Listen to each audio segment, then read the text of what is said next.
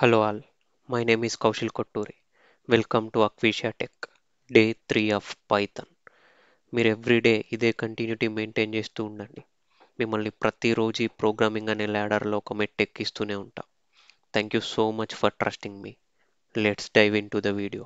మనం ఇప్పటిదాకా మన కంప్యూటర్ సైన్స్ ఫీల్డ్లో యూజ్ అయ్యే నంబర్ సిస్టమ్స్ ఏందో చూసినాం. అట్లనే బైనరీ నుంచి డెసిమల్కి, డెసిమల్ నుంచి బైనరీకి ఎలా కన్వర్ట్ చేయాలో చూసినాం కదా. ప్లస్ మనం ఏమని అర్థం చేసుకున్నాం, మన కంప్యూటర్ సిస్టమ్కి ఓన్లీ బైనరీ లాంగ్వేజ్ మాత్రమే అర్థమవుతుంది అని తెలుసుకున్నాం. ఓకే, ఇప్పుడు ప్రాబ్లం ఏంటంటే, యాక్చువల్ ప్రాబ్లం ఇప్పుడు డెసిమల్ సిస్టంలో నేను ఇట్లా 65 అని ఇస్తే మీరేం చేసిర్రు, దాన్ని రికర్సివ్గా 2తోని డివైడ్ చేస్తూ బైనరీలకు కన్వర్ట్ చేసిర్రు. ఓకే, బట్ మన సిస్టమ్కి ఏమని చెప్పినా ఓన్లీ బైనరీ లాంగ్వేజ్ మాత్రమే అర్థమవుతుంది అని చెప్పినా okay, it is well and good. మీరు ఇట్లా నంబర్ని ఇస్తే అది బైనరీలకు కన్వర్ట్ చేయగలిగారు.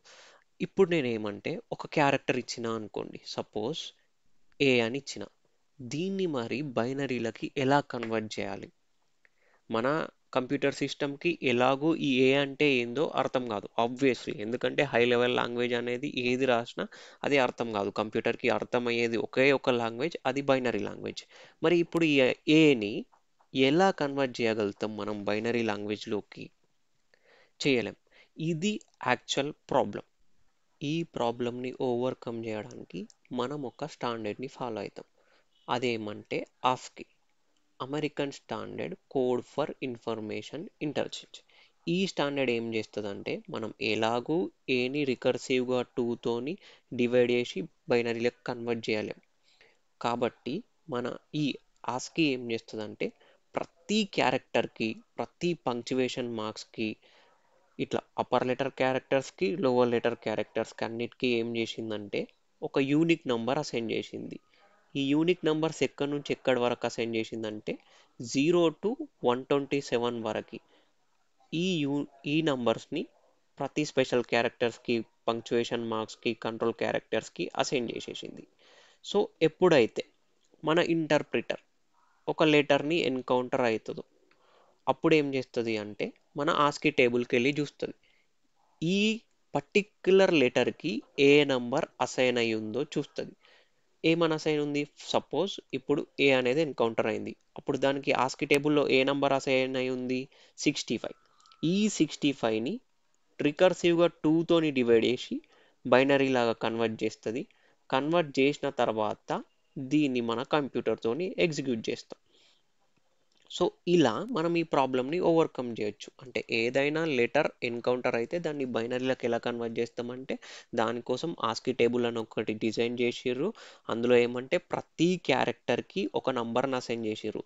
ఎప్పుడైతే మన ఇంటర్ప్రిటర్కి ఆ క్యారెక్టర్ ఎన్కౌంటర్ అవుతుందో అప్పుడు మన ఇంటర్ప్రిటర్ ఆస్కీ టేబుల్లోకి వెళ్ళి చూస్తుంది, దానికి ఏ నెంబర్ అసైన్ అయిందో దాన్ని బైనరీ లాగా కన్వర్ట్ చేసేస్తాం.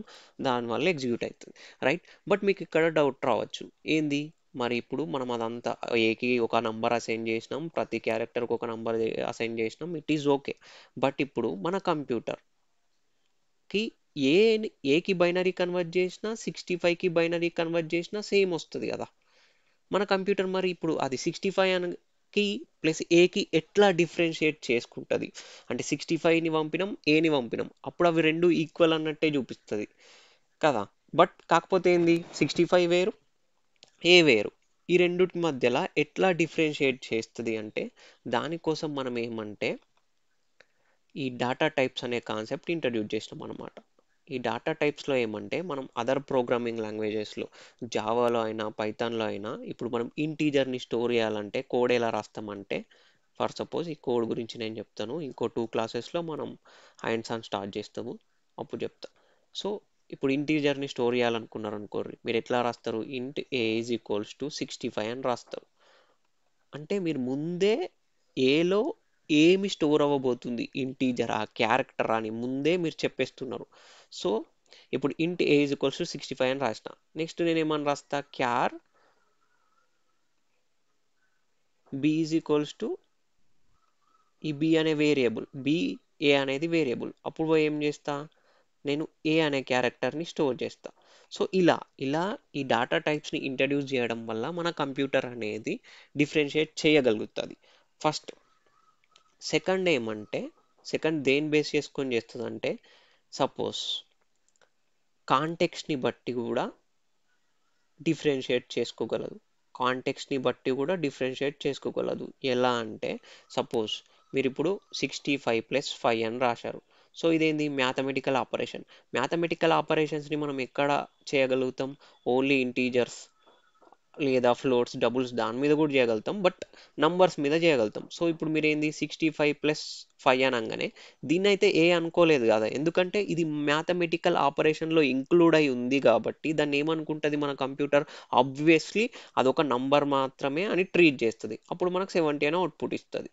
ఇప్పుడు అట్లనే మీరేంది ఏ క్యారెక్టర్ ఏ రాశారు, క్యారెక్టర్ ఏ రాసిర్రు, +1 అని రాసిర్రు. ఇప్పుడు క్యారెక్టర్ ఏకి 1 కలిపినాం అంటే ఏ తర్వాత ఏమొస్తుంది? బి. దీన్ని ఎలా ఎన్కౌంటర్ చేసుకుంటుంది అంటే నెక్స్ట్ మనకు అవుట్పుట్ ఏమని ఇస్తుంది? బి అనే ఇస్తుంది. ఎందుకంటే క్యారెక్టర్ ఇన్వాల్వ్ అయి ఉంది కాబట్టి దాని నెక్స్ట్ క్యారెక్టర్ ఏమని అడుగుతున్నామని దానికి తెలుసు కాబట్టి అదేమని ఇస్తుంది? బి అని ఇస్తుంది. సో ఇలా మన కంప్యూటర్ అది క్యారెక్టరా లేదా నంబరా అని డిఫరెన్షియేట్ చేసుకోగలుగుతుంది. మీకు ఇంకో డౌట్ రావచ్చు ఏంటంటే ఓన్లీ ఈ ఆస్కి ఎందుకు 0 నుంచి 127 నంబర్స్ మాత్రమే అసైన్ చేసింది? ఇంకా వేరే అసైన్ చేయొచ్చు కదా, 360 420 అలా ఏదన్నా అసైన్ చేయొచ్చు కదా. ఓన్లీ ఈ నంబర్కి మాత్రమే, ఈ నంబర్స్కి మాత్రమే ఎందుకు లిమిట్ అయి ఉంది అంటే 127 వరకే ఎందుకు లిమిట్ అయిపోయిందంటే ఈ ఆస్కీని ఎప్పుడు డిజైన్ చేసిర్రు అంటే 1960స్లో డిజైన్ చేసిర్రు. 1960స్లో డిజైన్ చేసారు. అప్పుడు డిజైన్ చేసినప్పుడు మన కంప్యూటర్ కెపాసిటీ ఎంత అంటే 1 బైట్. మన కంప్యూటర్ కెపాసిటీ ఎంత? 1 బైట్. 1 బైట్ అంటే ఎంత? 8 బిట్స్. 8 బిట్స్. సో మనం ఈ 0 నుంచి 127 మధ్యలో అన్ని నంబర్స్ని కూడా ఈ 8 బిట్స్లో రిప్రజెంట్ చేయగలుగుతాం. మనం బైనరీలోకి ఒక నంబర్ని కన్వర్ట్ చేస్తాం కదా. సపోజ్ ఇప్పుడు మీరు 127ని బైనరీలోకి కన్వర్ట్ చేసిండ్రు అనుకోండి, ఇట్లా వస్తుంది, 7 1s వస్తాయి. సో ఒక్కొక్క నంబర్ని ఒక్కొక్క బిట్లో స్టోర్ చేస్తాం. ఈ 1 అనేది ఒక బిట్, ఈ 1 అనేది సెకండ్ బిట్లో, ఈ 1 అనేది థర్డ్ బిట్లో, అట్లా 8 బిట్స్లో స్టోర్ చేయగలుగుతాం. సో ఈ లాస్ట్ బిట్ ప్రతిసారి కూడా అప్పుడు ఈ లాస్ట్ బిట్ని దేనికోసం వాడేదంటే ఎర్రర్ చెకింగ్ కోసం వాడేది. ఇది నాకు బిట్ వైజ్ ఆపరేటర్స్ చెప్పినప్పుడు చెప్తా అసలు ఈ బిట్స్ అంటే ఏంది ఏమనేది. ఇప్పుడు ఇంతవరకు అర్థం చేసుకోండి. ఈ లాస్ట్ బిట్ని ఎర్రర్ చెకింగ్ కోసం వాడేది. సో మనం అప్పుడున్న కెపాసిటీ ప్రకారం ఈ 8 బిట్స్లో మనం ఓన్లీ 127 నంబర్స్ వరకు మాత్రమే స్టోర్ చేయగలుగుతాం కాబట్టి అది 0 నుంచి 127 నంబర్స్ని మాత్రమే అసైన్ చేసిండ్రు.